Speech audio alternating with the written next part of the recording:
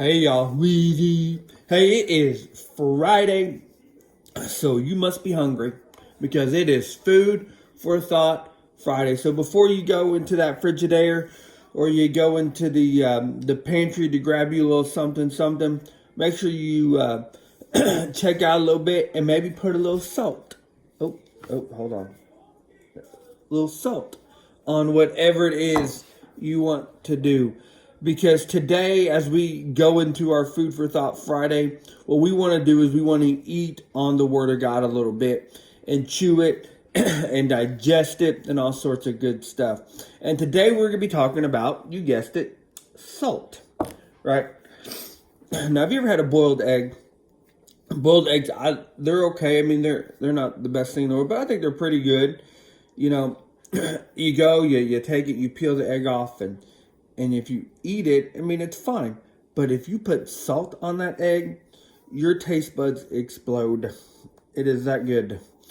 Salt makes a huge difference on what we put on our food, right? None of us like bland food. So we had to put salt. I mean, there's different substitutes for salt to make sure that we've got flavor in our life. And God talks about, or Jesus, God, same thing, talks about salt a little bit in Matthew, and I want to read it. Matthew 5:13 says, "You are the salt of the earth, but if the salt loses its saltiness, how can it be made salty again? It is no longer good for anything except to be thrown out and trampled underfoot." Now, saltiness brings flavor, right? It brings enticement, like that makes you want to eat something, right? Our lives should be the salt of the earth, right? We should bring God's flavor to the earth. Does that make sense?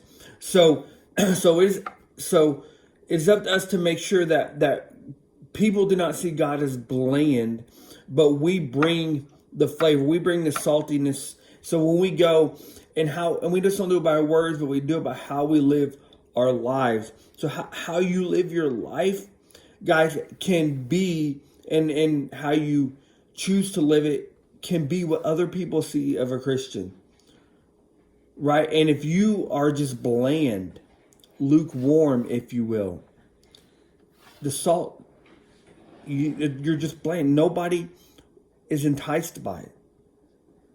But when we show the love of God, when we help other people see the love of God in their lives and what that really means to have a relationship with Christ, like, man, people want it. And people want to keep on tasting it. Come on, somebody. People want to keep on tasting it. Why? Because we are providing that. Now, the Bible does say, it says, what happens is, so what happens to lose its saltiness?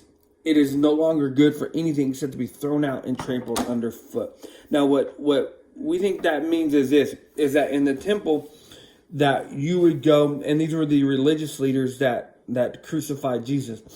They would go and you would put salt in the entrance so they would not slip on anything from the dirt and that kind of stuff. But it's going to be trampled. Listen, if we do not use the salt to salt the earth, right? If we do not use the love of God to change the world, right, then it's going to be used for something. It's just not going to be used for good. Your life will not be used for good. It'll be used for somebody else's feet. It'll be used to honestly, to enhance another mission that we don't want to enhance. So when it says to be thrown out and trampled underfoot, it's going to be used for not its original purpose. You were born to love God. You were born to change the world. You were born to be salt of the earth. Why don't we do what our original purpose was and change the world? And we show it by being salt and showing God's love. All right. Love y'all. Miss y'all. Hope y'all have a good Friday.